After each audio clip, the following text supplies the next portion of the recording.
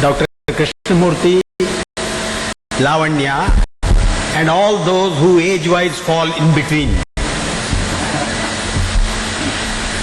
I think wisdom, white hair, and all the stories that you are told, and the green that we look for the future.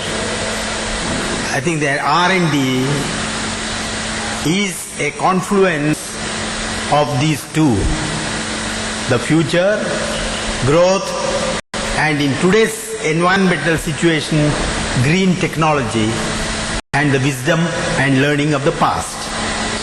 You inherit in great measure the learning that is available to you, sometimes in a meeting, sometimes in a lecture, sometimes in through various ways transmitted from place to place, you see. The knowledge that he has acquired, there are three methods in which he transmits them. One, conduction. One-to-one, you meet with him, there is a conduction, you get that. Then there is convection. He talks to somebody, that somebody to somebody, there is a rotation. It moves. Then there is a group like this, there is radiation. He addresses a large gathering and presents. In all these three methods, you can absorb what we are calling as experience, knowledge, and things like that. And this occasion formalizes that relationship. Throughout his life, technology has been something which was very close to him. He is also a product of an accidental situation of technology. Britain was going through a Second World War. Its manpower, technical manpower, was depleting at a very, very rapid rate. There was a minister for technology and things like that called Lord Bevan, who felt that Britain's own resources inside were not going to be adequate, therefore they had to come to the colonies. That is how some interesting new programs were started in the Indian technical system. One of those innovations was a program in the engineering system in Chennai where he participated. Because that was born out of adversity. Technology gets a leap forward if there is adversity and there is need. And I have seen any number of occasions, because I have been a witness of the technology path which he led. I used to be the annexure follower going along with him. So I have memories of that. Some 35 years ago we inaugurated a large center in BHEL. We had to fight the government at that time. We don't fight anybody to set up a center like this. In those days, whom did we fight? We had to fight a mighty organization like CSIR, question the need for an organization like BHEL to set up a corporate R&D. Why do you want a center like that?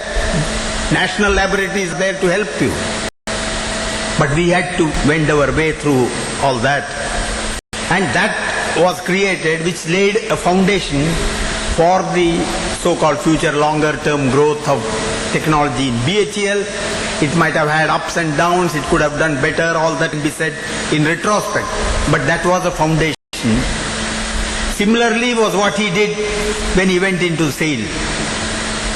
There was a sort of dormant R&D setup to which he infused life. So what does Mr. Krishnamurti do? He infuses life. You might have read somewhere about these oxygen bars. You know, in a polluted environment, people go for sitting a whiff of that 25 minutes and they come charged up. Yes. See, there are a number of examples of those people who get charged up like this, you know. What happens to them? They are not able to retire. See, he is an eternal spring. And there are some people, Mr. Govindarajan might have long wanted, next year I'll retire, next year I'll retire, but some assignment or other and they get this life. So I too have a bit of.